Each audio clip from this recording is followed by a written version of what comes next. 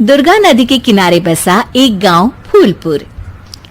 गांव में कुछ 100-150 लोग रहते थे। अंजलि, जो कि पास ही के जिले में रहती थी और 12वीं पास कर चुकी थी, उसके पिताजी ने बेटी को जल्दी विदा करने के लिए उसकी शादी फूलपुर गांव के मुकेश से करवा दी थी। मुकेश कभी स्कूल नहीं गया था और इस कारण वो पढ़ा लिखा नहीं था और बाकी गांव वालों की हालत भी मुकेश जैसी ही थी। मुकेश के घर में उसके माता पिता भी रहते थे। सासू माँ, मैं बाहर मंदिर तक जा रही हूँ, आधे घंटे में आ जाऊंगी। अरे अभी कहीं जाने की जरूरत नहीं है, चुपचाप जाके रसोई में रात के खाने की तैयारी करो। और ये घूंघट क्यों हटा लिया है तुमने? क्या पता नहीं कि इस गांव में औरतें बिना घूंघट के नहीं रहती? रात में अंजलि छत पर जाकर अपनी मम्मी से बात कर रही होती है। तभी गांव की 3-4 औरतें उसे देख लेती है और दरवाजे पर आकर उसकी सास से शिकायत करने लगती है। और क्या हुआ? अरे छत पे तो देखो, आपकी बहू मटक मटक के किसी से फोन पर बात कर रही है। दिन भर फोन पे लगी रहती है। अरे कल तो मंदिर के पास वो क्या कहते हैं, सेल्फी ले रही थी। शहर की बहू रखना अच्छा शान की बात है, पर देखना इसके लक्षण से ये तो तुम्हारे परिवार को बदनाम ना कर दे। ये पहली बार नहीं था जब सास से गांव के लोगों ने अंजलि की बुराई या शिकायत नहीं की हो। अब तो ये रोज की बात थी। अंजलि ये सब सुन लेती है।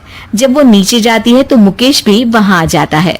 सास कहती है, बेटा, लोग घर आकर शिकायत करने लगे हैं बहू के कामों की। देख लो, पति हो, संयम से रखो इसे। माँ जी, मैं तो अपनी माँ से बात कर रही थी क्योंकि यहाँ कोई बात करने लायक ही नहीं है और अब मैं माँ के पास ही रहूंगी। वहाँ क्या रहना, वहाँ बाहर के लोग तो ठीक है पर घर के लोग भी इज्जत ना दे सके। अरे नहीं नहीं अंजलि, ऐसा नहीं है, धीरे धीरे सब ठीक हो जाएगा, तुम फिक्र ना करो। अरे बस कुछ बोलना ही नहीं है, सर पे चढ़ा रखा है बहू को। सास मुकेश की नरम बात सुन के वहां से मुंह चढ़ाकर चली जाती है। मैं तो कहती हूँ हम दोनों शहर चले जाते हैं। मैं पढ़ी लिखी हूँ, मुझे वहाँ नौकरी भी मिल जाएगी और थोड़े दिनों में आप भी वहाँ कुछ काम ढूंढ लेना। अरे नहीं नहीं अंजलि, हम यहाँ ना गांव का खेत, माँ पिताजी को छोड़कर शहर नहीं जा सकते।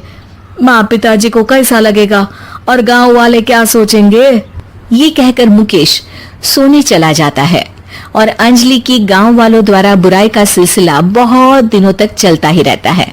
लेकिन अंजलि गुस्सा ना दिखाते हुए समझदारी से काम लेती है। बारिश का मौसम चालू हो जाता है। जोरदार बारिश से पूरे गांव में हाहाकार मच जाता है। दुर्गा नदी में बाढ़ आ जाती है और बाढ़ का पानी पूरे गांव की फसल तबाह कर देता है। फसल की ये हालत देखकर गांव वाले निराश हो जाते हैं और बात तो यहाँ तक पहुँच जाती है कि कुछ लोग तो अंजलि को इस सब का दोषी ठहरा देते हैं। अरे पूरी फसल तबाह हो गई, पता नहीं किसकी नजर लग गई है। अरे जब से चौधरी परिवार में ये शहर की बहू आई है ना, तब से ही गांव की शांति चली गई है। इसके कर्म कांड से माँ दुर्गा नदी भी खुश नहीं है। ये सब सुनकर बेचारी अंजलि रोते हुए अपने घर चली जाती है। कुछ दिन बाद सभी गांव वाले अपनी फसल का मुआवजा लेकर अपने अपने घर आते हैं। मुकेश भी 1500 लेकर आता है। अंजलि को जब पासबुक दिखाता है तो अंजलि हैरान हो जाती है। अरे ये पासबुक में तो उन्होंने 4000 की एंट्री करी है और आपको सिर्फ 1500 दिए। सच में? अरे वो सरकारी अफसर आपको बेवकूफ बना रहे हैं। सरकार की तरफ से हमें 4000 मिले हैं, लेकिन बाकी का सारा पैसा खुद ही खा रहे हैं। आप लोग के अनपढ़ होने का फायदा उठा रहे हैं। ये सब सुनकर मुकेश परेशान हो जाता है, लेकिन अंजलि उसे हिम्मत से काम लेने को कहती है और सुबह होते ही मुकेश को पंचायत कार्यालय ले जाती है और साथ में गांव के और लोगों को भी। आप सरकारी बाबू क्या गांव के लोगों को बेवकूफ समझते हैं? आपको क्या लगता है ये पढ़े लिखे नहीं है तो आप कुछ भी मनमानी करेंगे? ये बेचारे दिन रात इतनी मेहनत करते हैं, ये हमारे अन्नदाता है और आप इनके साथ ऐसा धोखा करते हैं। अरे क्या बके जा रही है ये लड़की, किस धोखे की बात कर रही है? अपने कांड करके नदी माँ को नाराज करके हमारा नुकसान करके इसे चैन नहीं मिला क्या? सरपंच जी, इन सरकारी बाबू ने मुझे बेवकूफ बनाया है और मेरे हिस्से के पैसे खुद चट कर गए। बस ये सुनते ही सरपंच वहाँ से दुम दबाकर भाग जाता है। पता चलता है कि जनपद अधिकारियों ने गांव के सरपंच के साथ मिलकर सबके साथ धोखा किया है। सब लोगों का विरोध शुरू हो जाता है और आखिर में अधिकारी सब गांव वालों के हिस्सों के बचे हुए पैसे उन्हें लौटा देते हैं और कई दिन तक सरपंच गांव में लौटता ही नहीं। अंजलि, तुम नहीं होती तो हम गांव वालों को तो पता ही नहीं चलता कि ये हमें हर बार बेवकूफ बनाते हैं।